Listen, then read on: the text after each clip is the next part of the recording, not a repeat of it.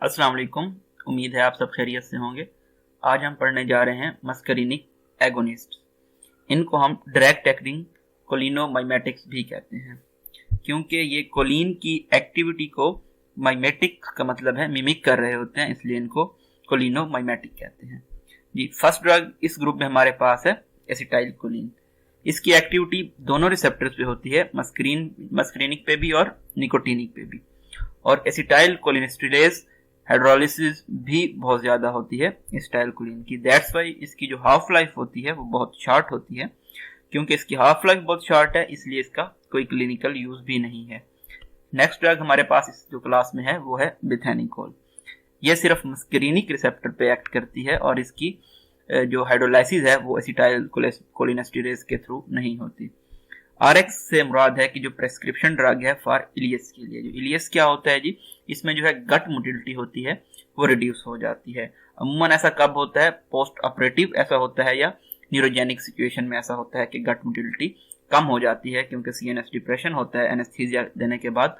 तो उसके जो इफेक्ट्स हैं उसको ओवरकम करने के लिए हम यूज करते हैं बिथेनिकोल, और अमूमन ये यूरिनरी रिटेंशन में भी यूज किया जाता है। नेक्स्ट ड्रग है हमारे पास मेथाकोलिन। ठीक है जी, मेथाकोलिन नाम से जैसे जाहिर है कि इसमें कोलिन अगेन से आ गया है, तो आप इसे याद रख सकते हैं कि इसकी भी थोड़ी सी जो है निकोटिनिक रिसेप्टर पे एक्टिविटी होती है, लेकिन इसकी जो मेनली मस्करिनिक एक्टिविटी है वो ज्यादा होती है। इसकी हाइड्रोलाइसिस होती है लेकिन थोड़ी होती है एसिटाइल कोलिनेस्टेरेज के थ्रू। डीएक्स से मुराद है डायग्नोस्टिक पर्पस के लिए। जी, तो ये यूज होती है, मेथाकोलिन यूज होती है ब्रोंकियल हाइपर रिएक्टिविटी को चेक करने के लिए। नेक्स्ट ड्रग जो हमारे पास इस क्लास में है वो है पाइलोकार्पिन। ये ओनली एक्ट करेगी मस्करिनिक रिसेप्टर पे और इसकी हाइड्रोलाइसिस थ्रू एसिटाइल कोलिनेस्टेरेज के थ्रू नहीं होगी। और प्रेस्क्रिप्शन इसकी क्या है कि जी ये ग्लोकोमा में यूज होती है और ये जीरोस्टोमिया में भी दी जा सकती है। जीरोस्टोमिया क्या होता है? जीरोस्टोमिया होता है ड्राई माउथ का होना। जोग्रेंस सिंड्रोम में भी जो होता है वो ड्राई आईज होती हैं, ड्राई माउथ होता है। तो इसके लिए जो जोग्रेन सिंड्रोम है उसके लिए भी पाइलोकार्पिन को यूज किया जा सकता है। सिस्टिक फाइब्रोसिस में भी पाइलोकार्पिन को यूज करते हैं डायग्नोस्टिक पर्पस के लिए। सिस्टिक फाइब्रोसिस में ये होता है कि स्वेटिंग के थ्रू आप क्लोराइड जो होता है वो अलग करते हैं और उसके थ्रू आप चेक करते हैं कि आया कि सिस्टिक फाइब्रोसिस है कि नहीं है। तो अमूमन अगर आप सहारा डिजर्ट में नहीं रहते तो ज्यादा स्वेटिंग से क्लोराइड हासिल करना मुमकिन नहीं होता, इसलिए स्वेटिंग को इंक्रीज करने के लिए पाइलोकार्पिन दी जाती है।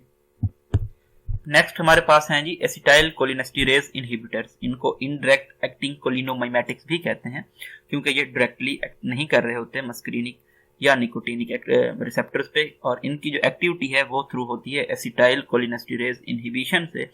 जैसे ही एसिटाइल कोलिनेस्टेरेज इनहिबिट हो जाएगा तो ऑटोमेटिकली जो एसिटाइल कोलिन की अमाउंट है वो ज्यादा हो जाएगी। फर्स्ट ड्रग इस क्लास में हमारे पास है एड्रोफोनियम।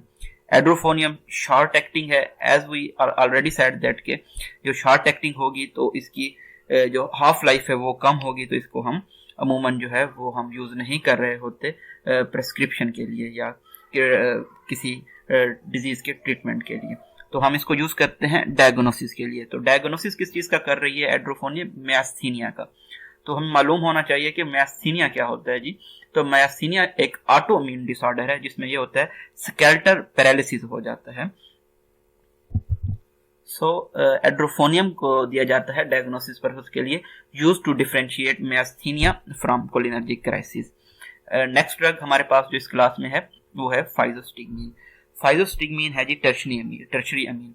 जो टर्शरी अमीन है इनकी ये क्वालिटी होती है कि ये ब्रेन में इंटर हो सकते हैं। जो इसका फर्स्ट यूज है क्लिनिकल वो ये है कि ये ग्लूकोमा में यूज की जाती है। जो इसका सेकंड इंपॉर्टेंट यूज है वो है एंटीडोट इन एट्रोपिन ओवरडोज। तो जब एट्रोपिन की ओवरडोज होगी तो हम फाइजोस्टिग्मीन देंगे। तो यहाँ पे क्वेश्चन ये अराइज होता है व्हाई फाइजोस्टिग्मीन, व्हाई नॉट नियोस्टिग्मीन, पाइरिडोस्टिग्मीन और एनी अदर वन। तो इसका आंसर ये है कि जो नियोस्टिग्मीन और पाइरिडोस्टिग्मीन है ये क्वाटरनरी अमीन्स है और ये इनकी जो सीएनएस में एंट्री है वो नहीं होती, क्योंकि फाइजोस्टिग्मीन है वो इंटर हो रही है सीएनएस में, इसलिए एट्रोपिन की ओवरडोज में इसको एज ए एंटीडोट यूज किया जाता है। तो आइए देखते हैं कि नियोस्टिग्मीन और पाइरिडोस्टिग्मीन के यूजेस क्या हैं। तो जी नियोस्टिग्मीन और पाइरिडोस्टिग्मीन ये दोनों यूज हो रहे हैं इलियस में। जैसा कि हम पहले ही पढ़ चुके हैं कि जो इलियस है वो जो है लो गट मोटिलिटी है। उसके बाद ये यूरिनरी रिटेंशन में भी यूज हो रहे हैं। और मियास्थीनिया के नब अब ट्रीटमेंट के लिए भी यूज की, अगर ट्रीटमेंट की बात होगी तो हम कहेंगे कि हम नियोस्टिग्मीन और पाइरिडोस्टिग्मीन से जी ट्रीटमेंट कर रहे हैं मियास्थीनिया का। अगर डायग्नोसिस की बात होगी या डिफरेंशिएशन की बात होगी between myasthenia gravis and cholinergic crisis के, तो हम कहेंगे कि हम एड्रोफोनियम देंगे। ये reversal of non depolarising neuromuscular blockers के लिए भी यूज होती है नियोस्टिग्मीन और पाइरिडोस्टिग्मीन। नेक्स्ट क्लास है जी हमारे पास ड्रग्स की, वो है डेनपेजिल एंड टेक्रीन जी। ये दोनों लिपिड सॉल्युबल ड्रग हैं। जैसा कि हम ज़ाहिर है कि अगर लिपिड सॉल्युबल ड्रग होगी तो उसकी जो सीएनएस एंट्री है, सीएनएस पेनिट्रेशन है, तो वो बहुत ज़्यादा होगी। और इनका जो मेन पर्पज़ है वो अल्जाइमर डिजीज़ के लिए ये जो दोनों ड्रग्स हैं ये यूज़ हो रही हैं। डेनपेजिल और टेक्रीन मेन नर्व न्यूक्लियस के जरिए एसिटाइलकोलिन की जो अमाउंट है उसको इंक्रीज कर देंगी। दैट्स वाई ये यूज़ होती हैं अल्जाइमर डिजीज़ के लिए। जो हमारे पास दूसरी क्लास है वो है ऑर्गेनोफॉस्फेट्स। ऑर्गेनोफॉस्फेट्स भी लिपिड सॉल्युबल होते हैं, लेकिन इनकी जो स्पेसिफिक प्रॉपर्टी है वो ये है कि ये इरिवर्सिबल इनहिबिटर्स होते हैं, इनको रिवर्स नहीं किया जा सकता। ये भी ग्लोकोमा के ट्रीट में यूज हो रहे हैं। यहाँ पे नोट करने की बात ये है कि ये एज ए इंसेक्टिसाइड्स भी यूज होते हैं।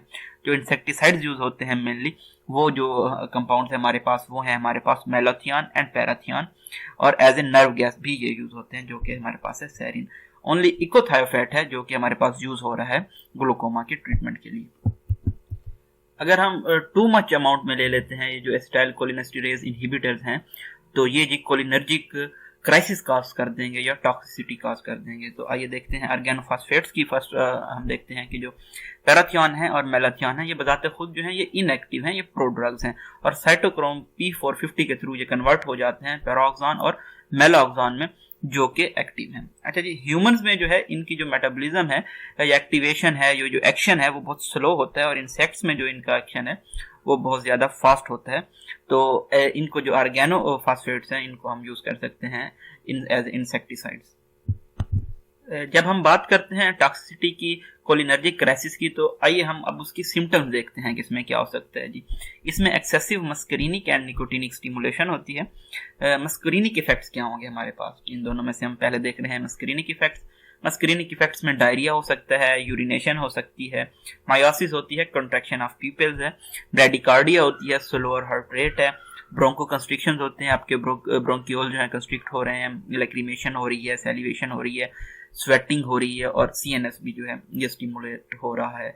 तो ये जी एसिटाइलकोलिनेस्टेरेज इनहिबिटर्स की जो टॉक्सिसिटी है उसकी ये सिम्टम्स आप कह सकते हैं कि हैं ये जो सारी हैं diarrhoea, urination, miosis, bradycardia etcetera.